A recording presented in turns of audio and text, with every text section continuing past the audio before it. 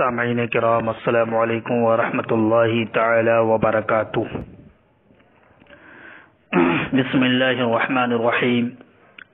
مولاي صلی وسلم دائما ابدا علی حبیبک خیر الخلق کلہم۔ آج کے درس میں اس بات پر، اس موضوع پر گفتگو ہوگی، کیا شیطان صرف ابلیس ہی ہے؟ کیا ابلیس ہی صرف ہر معاملے میں وسوسے ڈالتا ہے، طرح طرح کے خیالات پیدا کرتا ہے؟ کیا صرف ابلیس ہی لوگوں کو برائیوں کی طرف مائل کرتا ہے، یا اس میں بھی ایک ٹیم مقرر ہے؟ شراب پینے والوں کے لیے الگ، گالی بکنے والوں کے لیے الگ، وضو میں وسوسے ڈالنے کے لیے الگ، نماز میں ورغلانے کے لیے الگ، گھر میں آپس میں لڑوانے کے لیے الگ، یا سب ایک ہی ہیں؟ دیکھیے، شیطان جس طرح ایمانیات سے متعلق طرح طرح سے وسوسے ڈالتا ہے، طرح طرح سے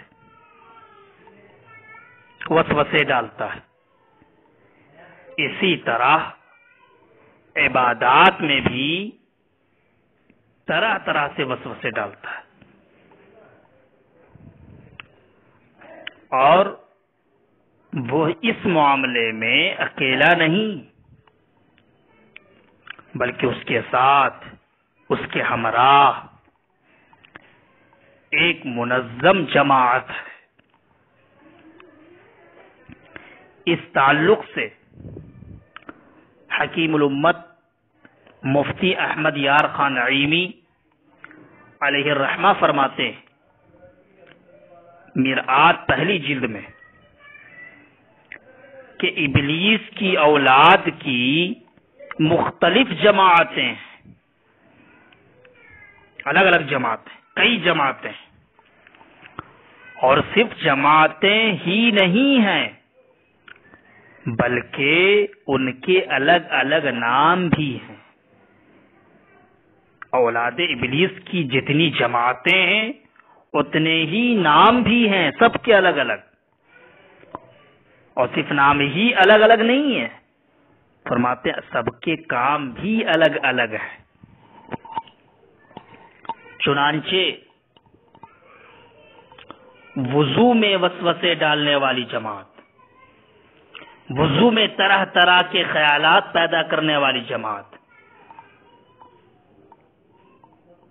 جو ہے، اس کا نام ولہان ہے، اس جماعت کا نام۔ شیاطین کی جو جماعت وضو میں ورغلانے کے لیے، وضو کرنے والے کے دلوں میں طرح طرح سے وسوسے پیدا کرنے کے لیے جو جماعت مقرر ہے، اس جماعت کا نام ولہان ہے۔ اس کی یہی ذمہ داری ہے کہ جب لوگ وضو کر رہے ہوں وسوسے ڈالیں، برے برے خیالات پیدا کریں۔ اسی طرح نماز میں ورغلانے کے لیے، نماز میں طرح طرح سے وسوسے پیدا کرنے کے لیے، برے برے خیالات پیدا کرنے کے لیے شیاطین کی جو جماعت مقرر ہے، اس جماعت کا نام خنزب ہے۔ اسی طرح شیاطین کی ایک جماعت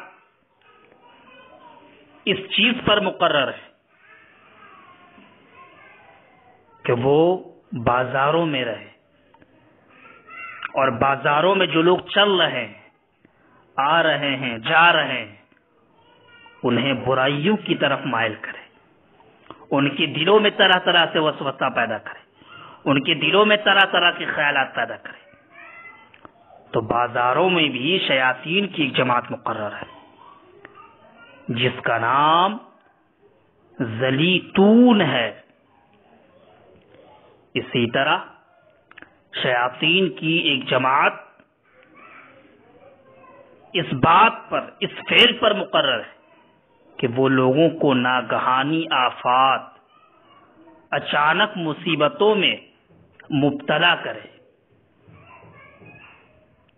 ناگہانی آفات میں مبتلا کرنے پر مقرر ہے. تو وہ جماعت جو لوگوں کو اچانک مصیبتوں میں مبتلا کرنے پر مقرر ہے، اس جماعت کا نام وثین ہے. اسی طرح شیاطین کی ایک جماعت آتش پرستوں پر مقرر ہے، جو ان کو آتش پرستیت کی جانب مائل کرے، آتش پرستیت میں لگائے رہے، آگ کے پجنے میں لگائے رہے، طرح طرح سے ان کے دلوں میں وسوسے ڈالے، خیالات پیدا کرے. شیاطین کی اس جماعت کا نام لقوش ہے. اسی طرح شیاطین کی ایک جماعت ایسی ہے جو حکمرانوں کے ساتھ ہوتی ہے، حاکموں کے ساتھ ہوتی ہے. اس جماعت کا نام آوان ہے، آوان. اور شیاطین کی ایک جماعت ایسی ہے جو شرابیوں کے ہمراہ رہتی ہے، جو انہیں شراب پینے پر ابھارتی ہے، ان کے دلوں میں طرح طرح کے وسوسے اور خیالات پیدا کرتی ہے، ان سے گالی بکواتی ہے، برے کام کرواتی ہے.